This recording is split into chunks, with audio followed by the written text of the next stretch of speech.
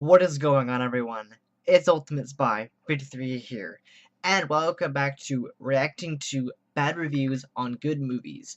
This will be episode 4, and this episode I'm going to be reading reviews of the last 4 Harry Potter movies. I did the first 4 Harry Potter movies, meaning Sorcerer's Stone through Goblet of Fire last week, so I'm going to do this week for Order of the Phoenix through Deathly Hallows Part 1.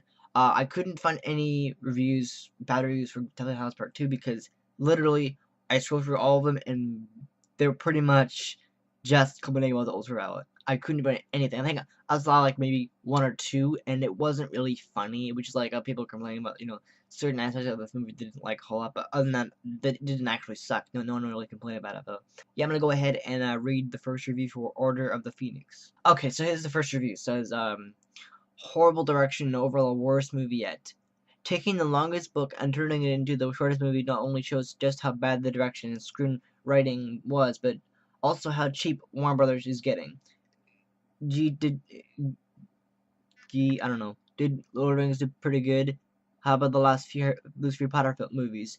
So maybe let's pull out our checkbook and hire our real director, opposed to a fake director, and make this a 2-3 part movie. That would be crazy. No, but instead, let's rest on the fact that even though this movie sucked badly, people will still go out and see it because it's Harry Potter. Sad.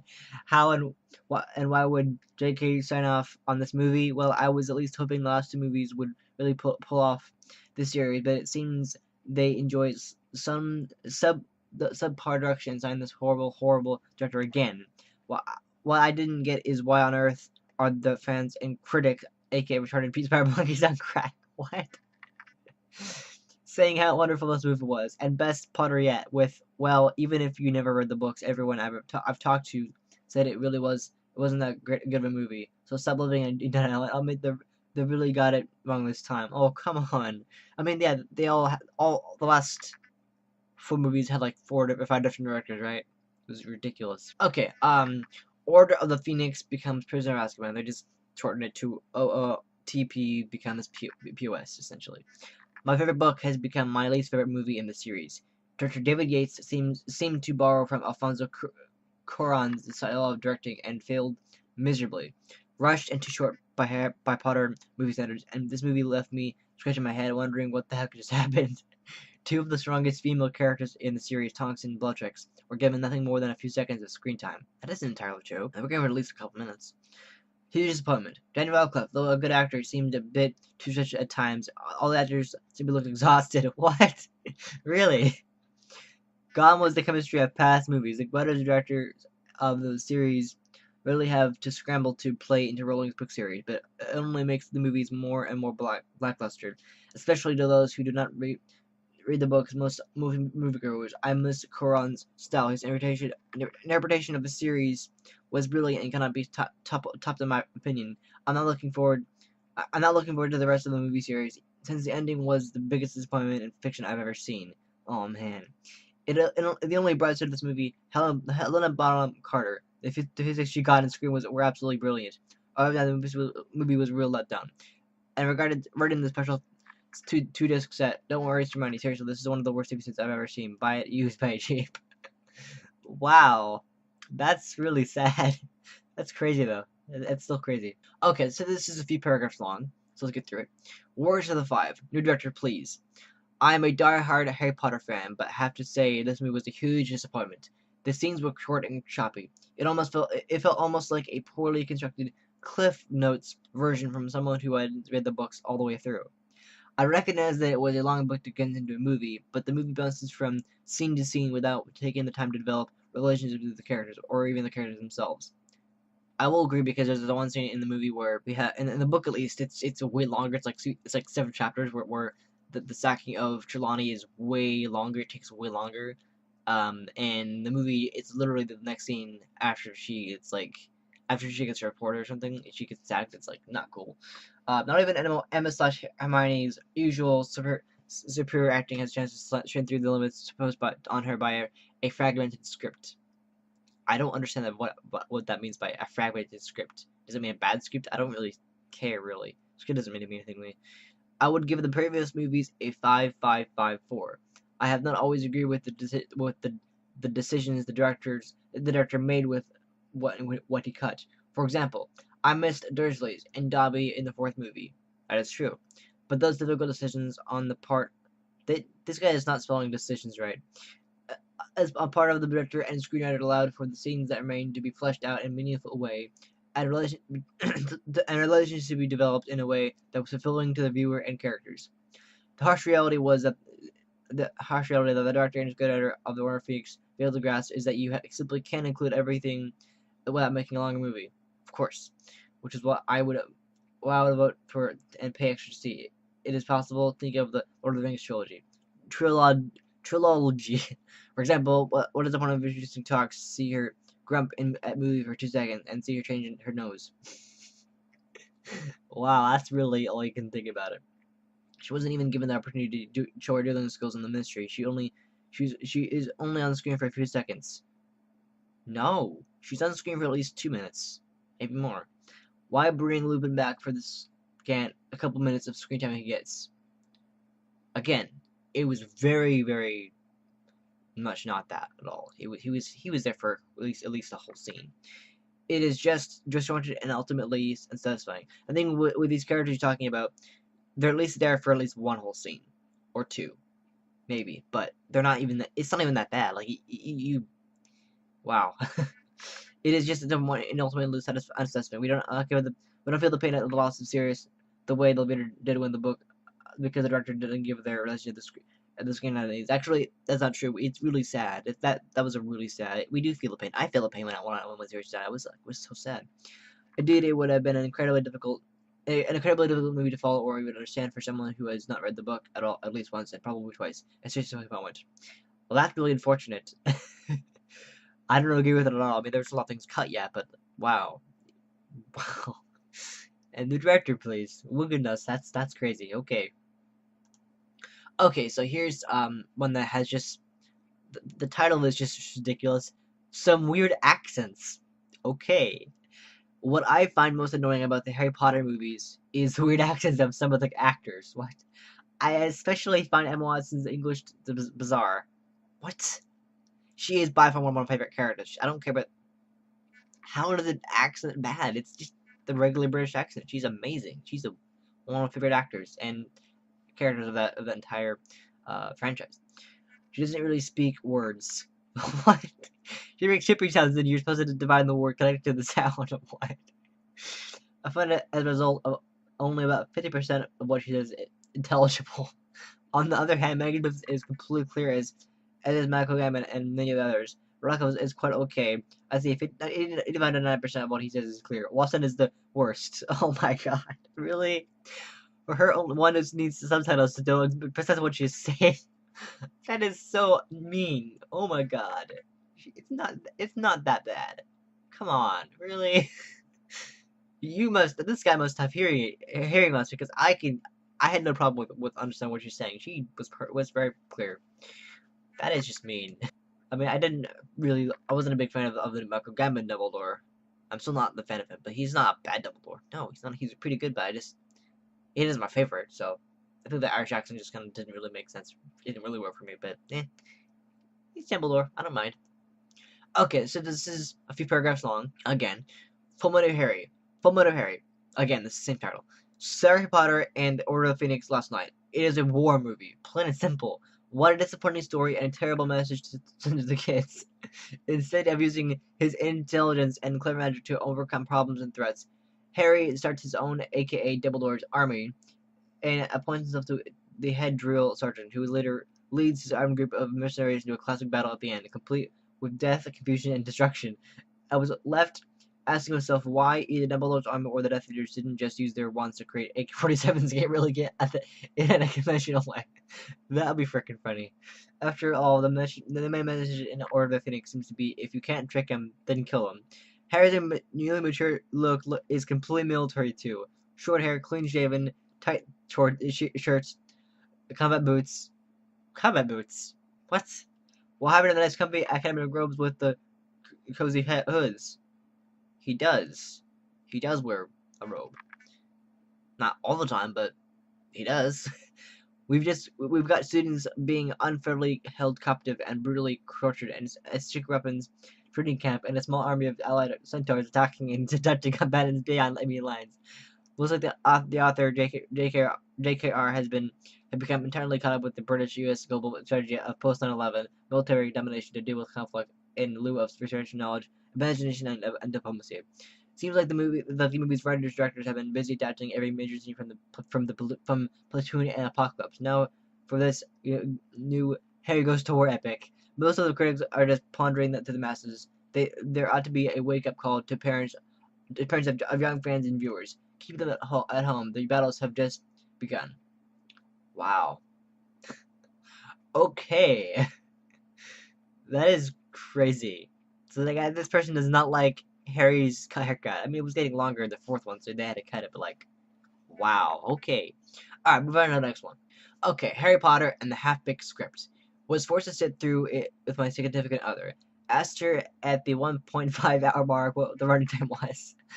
She said over 2.5 hours.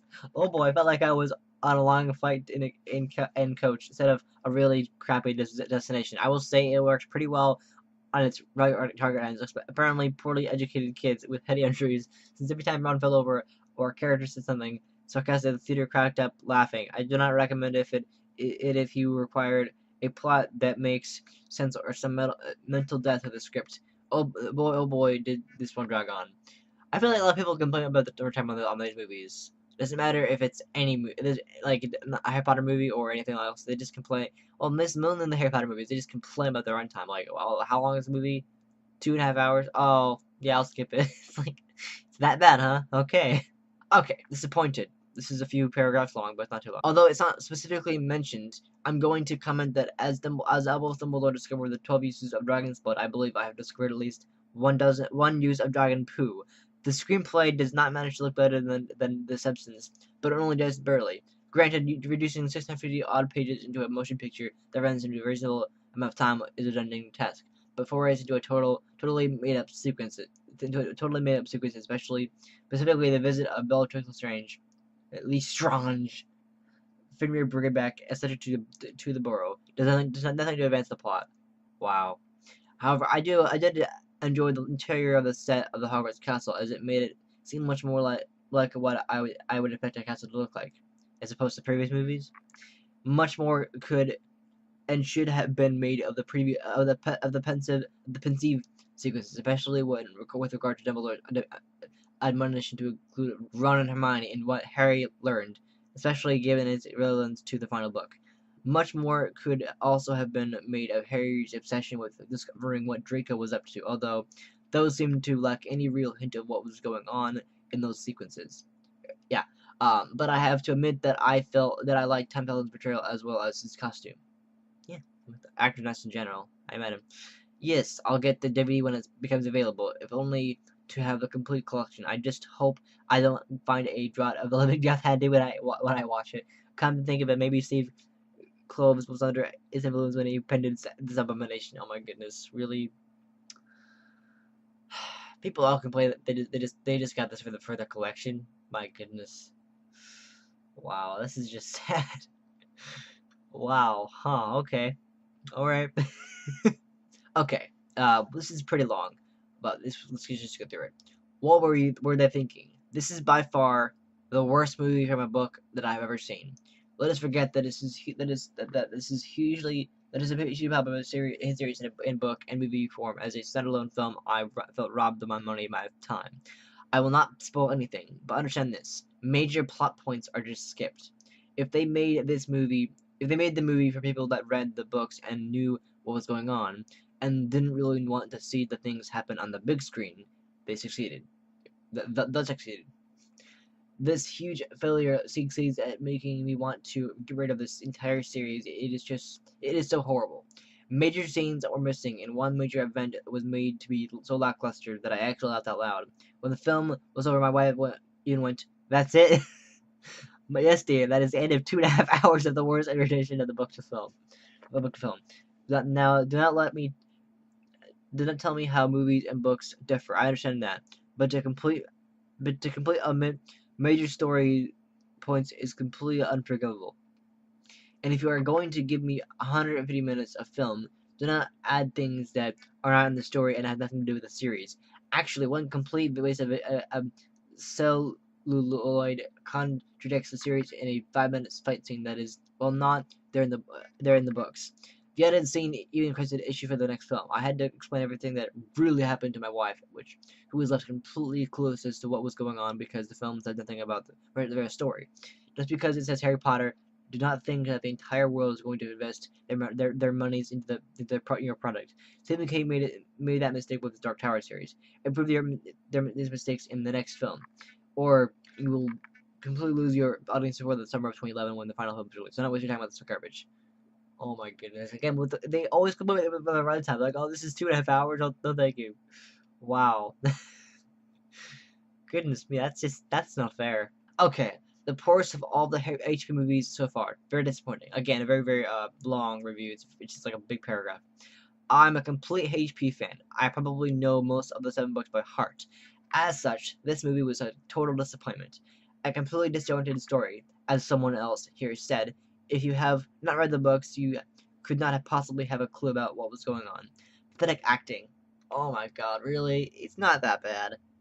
With all except for the most experienced actors, such as Megan Smith, Emma Watson, and Snape, believing as if they were reading their lines for the first time at rehearsal from the script. No emotions, no passion, no excitement, no suspense, just a series of separate, dispassionate scenes lined up, one after the other. I blame the director and the scriptwriter, not the actors, as all of them are experienced and could not possibly have acted this way if told to.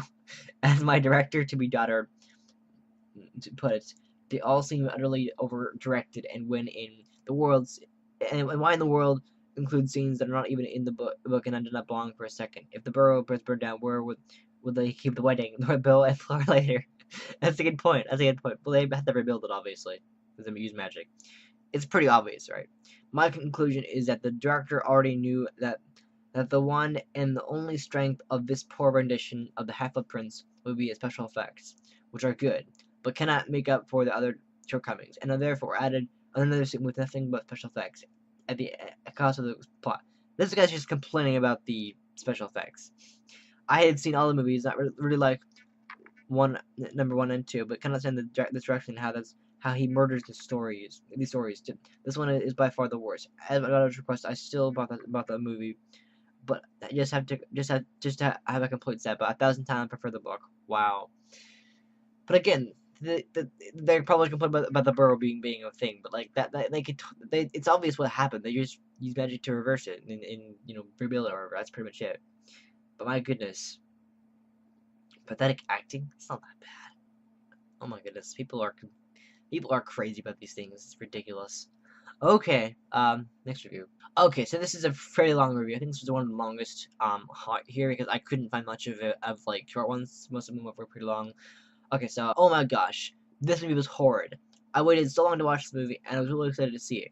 I wasn't a big fan of the Order of the Phoenix, but even though a lot of the story was changed or left out, I wasn't to the extent. It wasn't to the extent of this piece of garbage. From the first scene in which Harry was sitting in a diner getting hit on by a waitress, I knew that things were not looking good. What happened to the opening when Dumbledore picks up Harry from the Dursleys' house? Yeah, that was cut. That was cut. And explains about him having to live in our house until he was 17 in order for him to remain safe. It's not important to the story about Dumbledore's blackened hand and the mystery behind it. And for goodness sake, why on earth was that man first called cast? Jim Broadbent? He was great. He didn't fit the description of a role. Okay, maybe not quite, but I think his personality was pretty good. And in the beginning, in which Dumbledore takes Harry to convince Slughorn to teach at Hogwarts, is so awkward and with no explanation. It is confusing. So it was left out. Flora and Bill weren't even mentioned or seen in the movie, and in the next book begins with their wedding. I wonder how that will be explained. The ending was by far the worst part of the movie ever. You have Harry prowling around while Draco and Snape took care of Dumbledore, and what is really amusing is that nobody seemed to care. Snape strolls out of the school with his Death Eater buddies, like you're going to go for a cup of tea. Harry actually follows them. The gripping climactic ending was missing. Dumbledore's funeral was bypassed so that all the wizards and witches could hold on to their wands like candles in the wind. And then we have Dumbledore, so lame. I could go on and on about the scene, with one scene after the other, about how how it either wasn't relevant or was completely changed. I'd say that about 2.5 hours, out of a 2.5 hour movie, only 10-20 minutes were actual things from the book. Oh my goodness! I kept wondering why I was watching this travesty of a film, if I would have liked it if I hadn't read the book, or my conclusion was no. The movie was so boring, and disjointed it with most of the plot left out, jumping from one unexplained scene to the next, and with additions that made absolutely no sense. Why was the burr burned? Even the characters seemed dull and lifeless. I saw no emotion from anyone, and all the interactions seemed like no one cared. Maybe they knew that the adapted story was horrendous and they just didn't give a damn. I really don't understand why the movie was that different from the book. They really didn't. They really weren't kidding when they said based on a novel, extremely loosely based. Would be a more accurate description. Boo-hoo for the screenwriter and director. This movie was really assaulting for Harry Potter fans. If I was David 0 stars, I would. Wow. Okay. It's an opinion, but my goodness, with the way they described this review is just, oh my goodness. And 10-20 minutes of that's not true. That is not true. That is so not true. I disagree with that. Okay, next one. Okay, so this is the final movie because I said before that part 2 didn't have any reviews that were complaining about the movie itself. That we just complained about the ultraviolet, which is annoying. It means that I think leaving out one book. Personally, I like the last one, but come on. One of the worst movies I've ever seen. I really write a DVD review, but I cannot help but tell people to save your money and not buy this loser. The numerous 5 to 50-minute conversations that said nothing. They're reminiscing about how mom and dad died, which they have touched on before many times. The breakup into a teen love story. The end scene between Harry and Hermione and Hermione at a most inappropriate time. Actually, no, because that was actually a really important thing because Ron and Harry had an argument. Ron left on a journey, and then Harry distracted Hermione from the whole argument by dancing with her. That's really sweet. Like, that's the best friend move right there. Harry going diving with his glasses on, but it was obvious that the producers were going to try to drag part 1 out so they could cash in on a part 2. I usually find the Harry Potter movies entertaining, but this one was just real bore. $3 for this dog is about right. Remember, you get what you pay for. Also, Harry going down with glasses on, is that a bad thing? I don't know. I don't know what the problem with that is. The people just complain about, like, they butchered Hermione's name. I think they did that on purpose. I think they don't like Hermione, so they wanted to put your name by saying Hermione. Okay? Okay. It is magic. It put me to sleep in the middle of the day. Oh my goodness.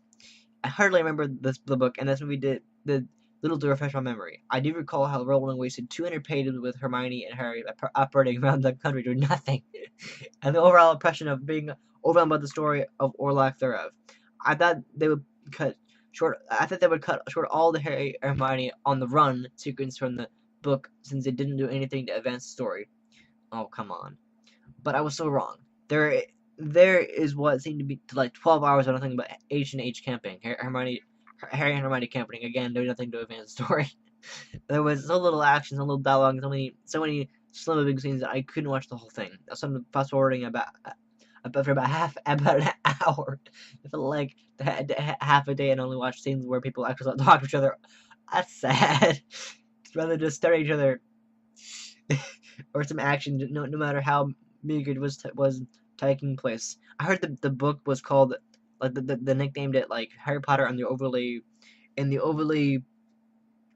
what was it, overly lasting championship, overly whatever championship. It was ridiculous. It was like a fan made name for it. I did enjoy the 3 weather sequences. The animation was very interesting and unusual. As for the rest of the film, I recommend that if you see it, rent it or see it in a theater, but don't waste your money on buying it. I mean, for when the book was called The Overly Long Camping Trip, this is what they were probably talking about. But boy, don't only watching other people talk. That just what? Wow. Okay, that's an opinion, but okay. All right. That's not nice, but okay. All right, this is a pretty short one, so let's get through it really fast. Inappropriate. This is actually pretty funny. Very inappropriate for a kid that has followed the whole saga. Disturbing scenes for his child, and even for myself. I think they're probably talking about the scene where Hermione and Harry are kissing and like they're making out in that dream sequence, or where the work is showing Ron like the what like a alternate reality where Hermione is with Harry instead of him, because in the books it's that way. Of course, there's a like an alternate ending of Harry Potter where Hermione ends up with Harry, which I think would have been a lot better. I just feel like it, in my opinion, would have been a lot better to have that happen, just because they were perfect for each other. They were absolutely perfect for each other, and I don't think that it was a wrong for Rowling to do that to the characters. I just feel like I would have liked to see that. I would have think it would be interesting. I don't have anything wrong with what she chose to do. I just feel like I would have liked to see that. Like this whole thing where I think she said she had wished that she had paired up Hermione and Harry, and I would like that. I would like, but if what she chose, it's fine. But I think it would have been interesting to see that unfold, to see how that would work. But you know,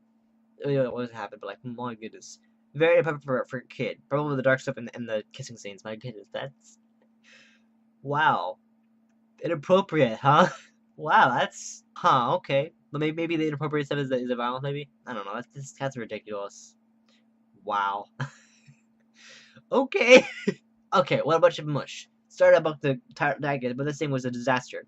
The plot, if there is one, we'll sort of follow to figure out. Thought it was terrible. Watching background music to the point that you could understand it. You could understand a thing that the character was saying. The English accents were making it worse. Well, someone has a problem with British / English accents. They have a problem with them. They don't like that.